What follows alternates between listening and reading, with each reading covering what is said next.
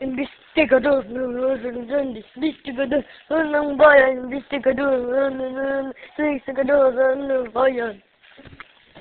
Welcome po sa inyong lahat. Ako po si Mike Edliki, nag-uul. Excuse me po.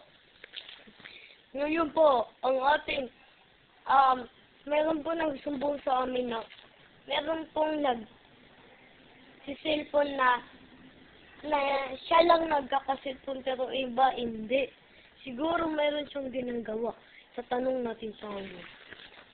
Pag hindi tayo pinansin,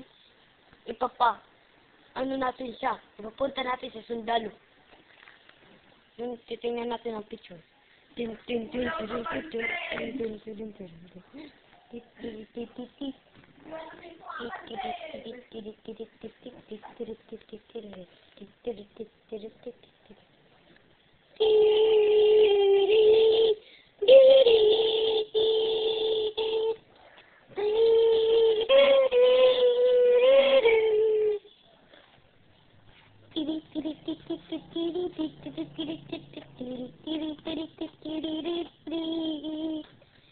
Yun pala.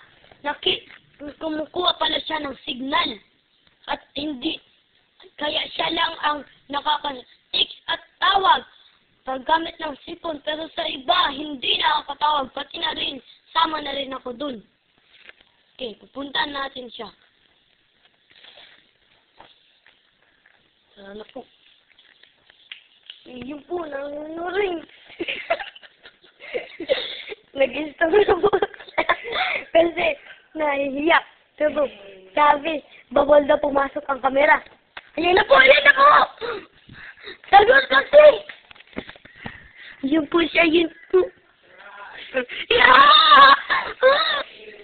Yun dapat tumago po tayo para hindi tayo makita.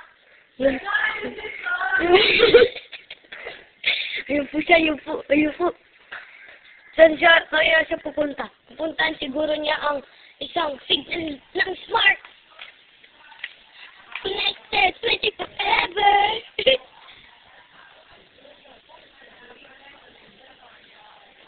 Yun po.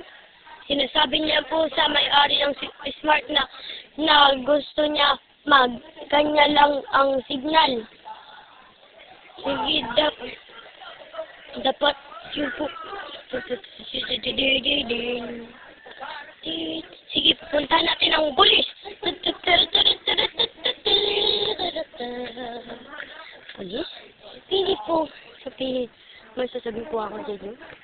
Dapat po, dapat napunta natin ang nagkukuha ng signal dahil bawal po yun. Bawal kasi yan ay isang illegal na gawain. Pupunta natin siya. Tara.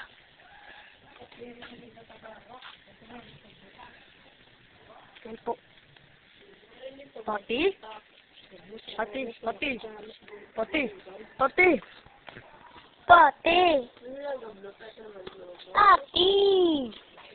Pagkan ko nang sagot ka. Yun, sumagot na po siya. Dahil yun ay papapulis natin. Ipakulong natin. Dahil 60 years na po kami naghuhuli ng mga illegal na gawain ng mga tao. Ito pong investigador ang matindi palabas. Yun po siya. Pero anong gagawin niya? Siguro no magic na magkakaroon ng signal ang kanyang cellphone. Yun na po. Yun na po, magtatapos na po ang investigador. Excuse po. Kasi pibili pa kami ng hamburger sa buy one take one. Dapat po magugutom na po kami. Dapat buy one take one ng direktor, dalawa sa kanya, dalawa sa akin, at isa sa mga manager, at kahit kanino. Sige, bye-bye po.